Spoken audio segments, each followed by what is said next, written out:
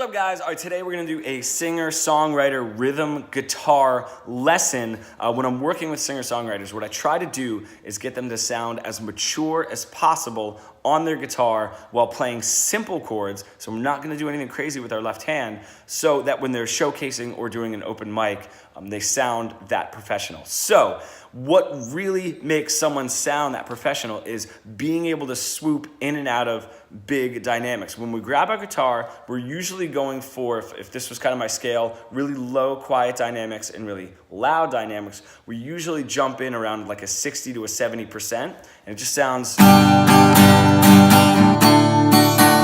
which makes total sense just because everything that we've done, whether it's baseball or softball, whatever it is, a little bit of housework when you're helping the parents out, is we're not used to going to these small, tiny muscle groups. So what makes a mature guitar player is being able to dive in and out of a loud and a soft dynamic with ease. So if you just take that simple chord progression, if I were to do,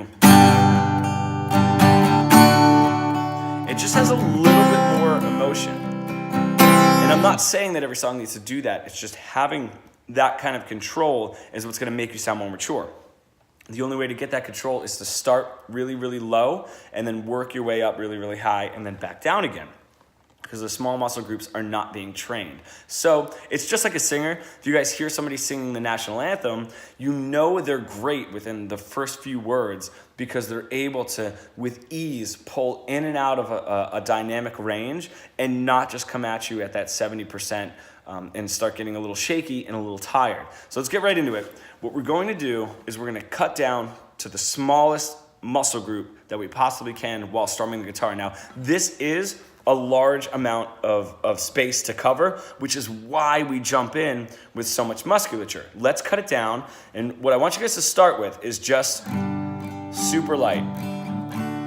All right, and same with you finger pickers. It's the same thing, especially if you guys are just kind of strummers. Even if you are, just give me something really, really light and train those small muscle groups. You'd be surprised, nobody really does that. Now, if you are playing with a pick, what I want to work on is the range of motion. This, where you're kind of using your elbow, all right, is immediately going to increase the dynamic and it's going to increase the musculature. So to get it all the way down, let's try to lock our elbow in so we're not really using it. How we're going to do that is way more wrist motion. So it's almost like turning a doorknob. If I'm holding my pick, say I'm holding my pick, right? I'm trying to get through the front door, grab the doorknob and turn it. It's a little bit more of that motion. So you guys look, something nice and easy, light grip on the pick. Way more muscle group. I'm not using my elbow. It's all my wrist. It's got a little bit of turn like that and a little bit of up and down. Just get nice and used to that. Let your pick get real floppy. You guys can hear my pick kind of flopping through my strings.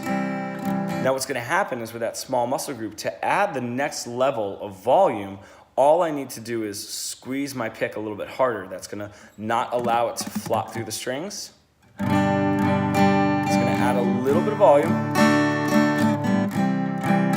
right. And then lighten up. Go back to it as light as you can. Then grip harder.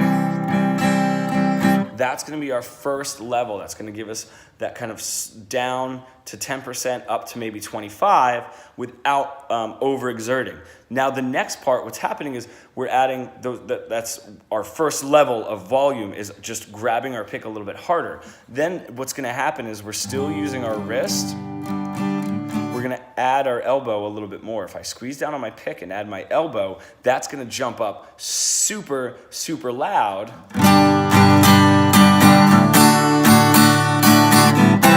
Which gets us to where we started, right? But now we're kind of understanding like, oh yeah, usually when we grab our pick, we don't want it to so many times when you started, you probably dropped your pick like as you're playing or it gets caught in the strings. This lets you know how deep, if these are my strings, how deep into the strings they should be. It doesn't need to be that deep if you're using these dynamics, which means you won't drop it. So I want you guys to get as loose as you possibly can with your pick. right? To get that much control. Squeeze the pick, add a little bit of elbow. And just to add a little bit more, just move on that. These, if you guys kind of go, I'm assuming most of you guys are playing acoustic guitar. If you guys move down, and even if you're not, a little bit closer to the bridge, not too much, because it gives that a different kind of sound. You guys just move down a little bit, that the string doesn't shake quite as much there. So what you're gonna do is you're gonna end up hitting the string a little bit harder, and it's not gonna give that initial vibrate too much, and that's gonna give it even more volume. Now, the main exercise is going to be going from really quiet and swooping up to really loud and then back to really quiet again, and then being able to do it right away. So just doing nice and light.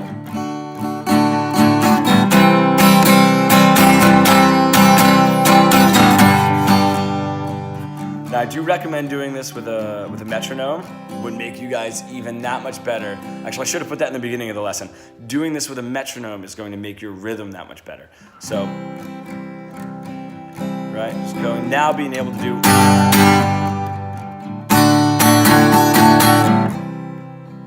Just having that control and getting in and out, and then using it whenever you want. And stylistically, which goes with your songs, I'm not saying that you always need to go all the way down and all the way up. Just having control and giving the emotion that you want. This definitely goes the same with your finger pickers. You guys can do the same idea. How light can you get? And how loud can you bring it up? Now, obviously, finger picking has a different style. If you guys are using your fingers a little bit more to strum, right, it's gonna have the same idea. You're using a little bit of force, but however it is that you're strumming, you are using two different kinds of force. Downward motion and kind of flipping your strings out, if that's the way that you guys are playing.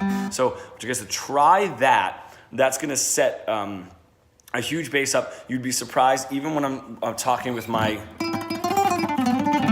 my lead guitar students, the only way to build up that kind of speed is to start as light as possible and building up from there. If you don't have that foundation, getting louder is just gonna make you strain more, and then you're gonna get stuck, like we said, in this kind of 60 to 75 volume range and never be able to get out of it. So I want you guys to start with that, and then tomorrow I'm gonna do another lesson, and it's going to be just simple concepts for adding fun rhythms still with the same chords. Right? So now if you have your dynamic and a little bit more rhythm, you're gonna be able to cover so much more ground, and it's so easy. It's so easy to attain this stuff. The more you guys work on it, the better. I suggest even practicing your songs as much as you can at super light, and then mid-level, and then heavy. Try it and let me know what you guys think.